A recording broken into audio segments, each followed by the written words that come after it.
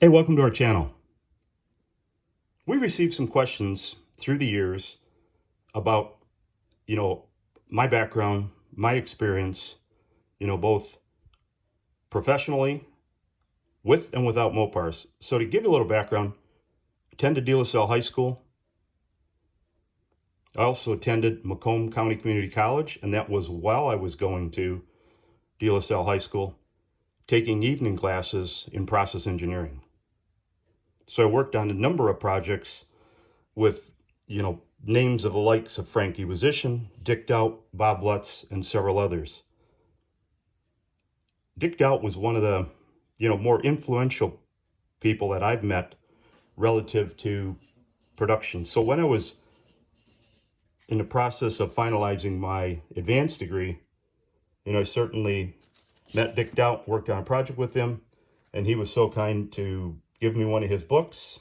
Good luck in finishing your education. Hope you have a wonderful career, Dick Doubt. I've written my master's thesis, aligning your organization with total quality through ISO 9000, and that certainly is published. I'm a master black belt, received it through the Caterpillar system, probably in about, say, 1999, 2000, went through the system. So I know a little bit about manufacturing, and I'm able to apply what I've learned, not to mention the 2 years that I spent in the summer at Lynch Road Assembly before the plant was shuttered, which was part of a requirement for the university classes I was taking. So what I want to talk about in this first segment is serial production, continuous flow, synchronized, non-synchronized production. So serial production is certainly the manufacturing of goods in an identical manner, or called mass production, flow production, continuous production. And what's important to understand is that in a perfect world, every part comes out and matches up with the vehicle. Where there's humans involved, where there's manufacturing processes involved, as you could appreciate, that doesn't always happen. So through the years, I've been involved in studying manufacturing, and I have a number of patents on manufacturing equipment. And it hasn't changed much. Certainly it's become a little more sophisticated with, the advent of the computer, right? And so we're able to track pieces, but by and large, production has remained pretty darn consistent through the years. I've been involved with programs all the way from the Grand National. Iron Duke was one of the first ones I worked on a lot of Trenton projects, certainly Saltillo projects, and many others through the years. So what I'm going to start out with is just going through just how our vehicle parts and pieces tied together, and how do you really validate parts and pieces. So to start out with, as you know, each car has a, if you will, a scheduled production date. So keep in mind, this is a scheduled production date. Right there, 608 on here, 318 on here. Now keep in mind, this is the scheduled production date. What happens in production is you have synchronous and you have non-synchronous assembly lines. So I'm going to come over here and back to my illustration of Lynch Road Assembly. So you have basically the main line, which is truly serial production. Generally, once a vehicle is on the main line, unless there's some extraordinary circumstances, it never leaves the main line. Once it hits that, it's going. Now, what happens for other applications, like the prime dip or when you're in a body shop, those vehicles certainly are body in white and are not necessarily VINed. So in that case, that is not serial production. It is, let's call it serial production, but it's not necessarily synchronized production.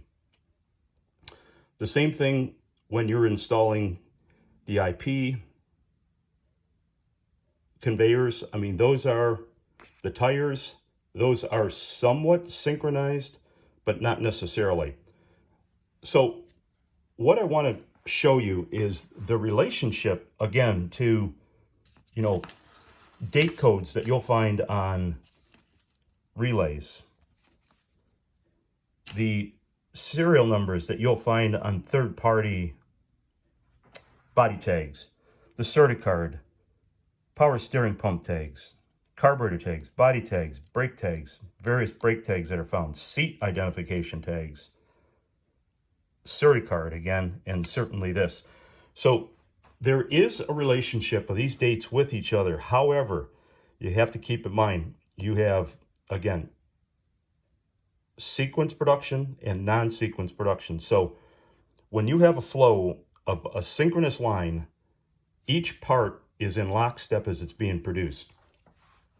When you have production that is, let's say, variable, such as the instrument panel, you know, certainly that is tied to a vehicle. But if the vehicle gets out of sequence, this pedestal conveyor for these lines will transfer around within the assembly plant and wait for that vehicle to come. So consequently, if there's a problem with that vehicle, that instrument panel, it could take, you know, maybe 2 days to get to the car. And so you could have two vehicles that are, let's say, sequential VIN numbers that have a difference in part date codes on them. So that's important. So there's nothing cast in stone that it has to be X number of days from the start of production. As you know, I've talked about, you know, the body dial-out stamp numbers, you know, and how we tie those together to cars. You talk about engine serial numbers, you know, especially when you get into the Hemis. We'll give you that an example. We have a master sheet here of all of our Hemis that we have, and certainly we track them. We track the serial numbers, and generally what happens in the serial numbers, they're always inclining. So if you look closely, we'll just pull this particular example out. 65,392, 69,295. Now this is a bit of an anomaly. This was 51,852. But what's interesting, if you look at these dates, so there's the VIN number right there. Here is the date, production date. Here's one that's slightly outside of the other two that went up, 3065, 3096, 3961, 3048. All of these were built near the same date. They were all built between February 3rd, February 9th. So those line up, and that's something we look for. Same thing with the dial-out stamp numbers. I spoke to you many times about these, and we'll explore this even further. So what we've taken upon ourselves through the years is to actually track these dial-out stamp numbers. And I won't bore you with any more of these details at the moment, but certainly we're going to explore it. You know, this is an example of an e-body where I have mapped out the locations of all the dial-out stamps. And then I went ahead and I actually have done this for the A bodies, the B bodies, the C bodies, and you know, here's an example of the chassis, you know, exactly where those are, and those are numbers that I've assigned to them, that when we're validating cars, we certainly look for, you know, is it the right dial-out stamp number when we're really looking for the value of that vehicle. We work with many vehicles that are extremely valuable, and we have our clients that are interested in buying only the best, or if they're restoring it, they want to make sure they get the right parts and pieces on there.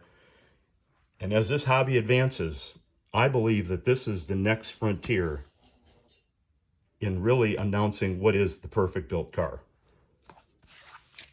So we will take you through some of this in upcoming videos about the production, and we'll show you our actual sheet when it comes to the dial-out stamp numbers and how they all tie back to VIN numbers. There's not, you know, I'll say it again, and I've said it before, there's not an exact tie to a VIN number to a dial-out stamp, but in serial production, they're very, very close. And just like anything else, these numbers, they incline, and as As the dies are changed and modified, those numbers change as well. Through the year in 1970, the numbers basically start at 0 in production, and they go up till, let's call it the third quarter of production, and then they start to decline. So those are things that are anomalies. So you have to be careful. Even though you may have a car with a 28 dial-out stamps that you find in multiple spots, later that year in 1970, they'll have in the 20s again. And just to show you, these are the various plants that we've been studying. These are all facilities on stamping dies. You've got Outer Drive, Meldrum, Max, Exler, 9 Mile, Vernier. And when you look at Outer Drive, OD, you'll see that in many, many parts, like right there. That is Outer Drive assembly.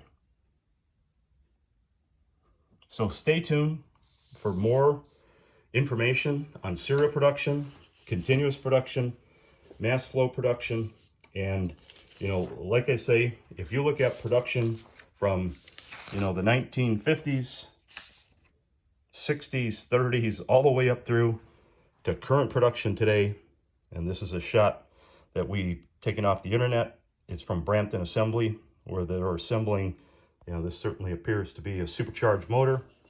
So going in Hellcat, potentially, because this picture looks like it was taken probably 5-6 years ago. So that was before they started putting them in trucks and SUVs. So that has not changed, and we're going to explore even deeper how this stuff is tied together. So I hope you enjoyed the video. There will be more of this content in subsequent videos. Please subscribe to our channel so you can be the first one to receive this once we drop the video.